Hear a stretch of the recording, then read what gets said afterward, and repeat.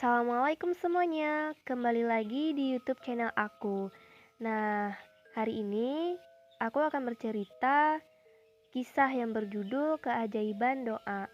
Nah, ini adalah kisah nyata yang terjadi kira-kira pada tahun 1990 silam. Ada sebuah keluarga kecil berasal dari Kalimantan Selatan, merantau ke Kalimantan Tengah. Di Kalteng ini mereka tinggal di tengah hutan. Karena suami bekerja di sebuah perusahaan kayu yang ada di Kalteng, jalan milik perusahaan ini melintasi perkampungan yang jauh dari kota kabupaten. Lama-kelamaan karyawan perusahaan ini ada yang tertarik dengan gadis Dayak yang ada di kampung atau desa yang mereka lewati. Satu persatu mereka akhirnya menikah dengan gadis Dayak pedalaman di sini. Ada orang yang berasal dari suku Jawa, ada yang dari Sulawesi, ada yang dari Sumatera dan juga dari suku Banjar. Dan setelah menikah dengan gadis Dayak lokal di sini, kebanyakan mereka menetap di sini dan lama-kelamaan tinggal di sini. Mereka para suami yang berasal dari suku yang jauh, akhirnya mereka sangat fasih berbahasa Dayak lokal di sini. Dan apa pula yang terjadi dengan keluarga kecil yang berasal dari Kalsel? Si suami tertarik pula dengan gadis pedalaman. Si suami ini diam-diam menikah dengan gadis Dayak pedalaman. Lama menyimpan rahasia, akhirnya terbongkar juga. Si istri akhirnya tahu kalau suaminya menikah lagi dengan gadis pedalaman di sini.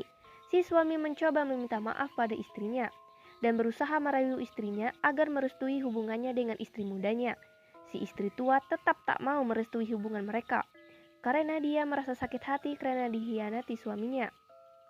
Dari hari ke hari berlalu, sampai tahun pertama menjelang, istri tua sering melamun, kurang makan, dan kurang tidur. Badannya menjadi kurus karena batinnya menderita. Ada perempuan tua dari suku Dayak berkawan dengan istri tua ini. Perempuan tua itu menasehati si istri tua agar selalu berhati-hati, karena orang Dayak pedalaman ini mempunyai ilmu santet.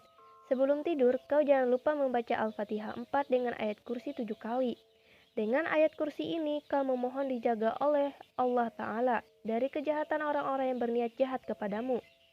Sudah banyak terjadi, istri tua yang menjadi korban santet oleh kiriman dari istri muda, begitu nasihat si ibu tua.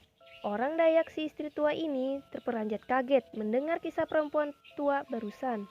Dia pun dengan tekun mengamalkan yang diajarkan oleh si ibu tua tadi.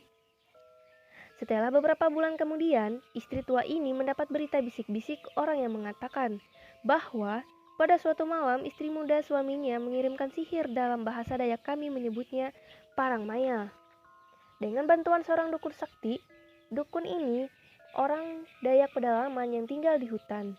Dia tak mempunyai agama sama sekali.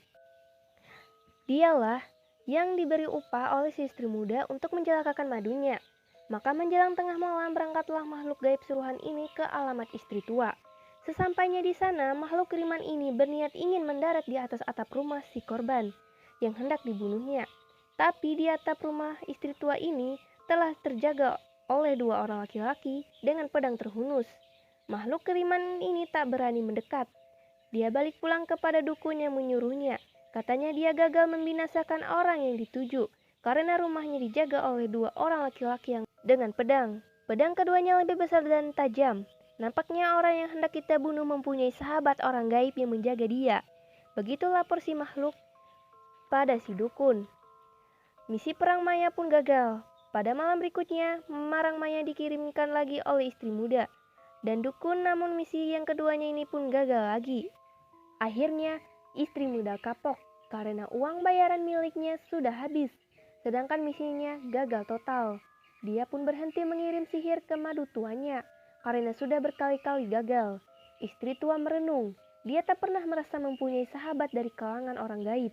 Mungkin yang mereka maksud dua orang berjaga dengan menggenggam pedang di tangan itu adalah malaikat penjaga yang dikirim Tuhan untuk orang-orang yang membaca ayat kursi untuk berlindung. Nah, demikianlah cerita kita hari ini tentang keajaiban dari doa-doa.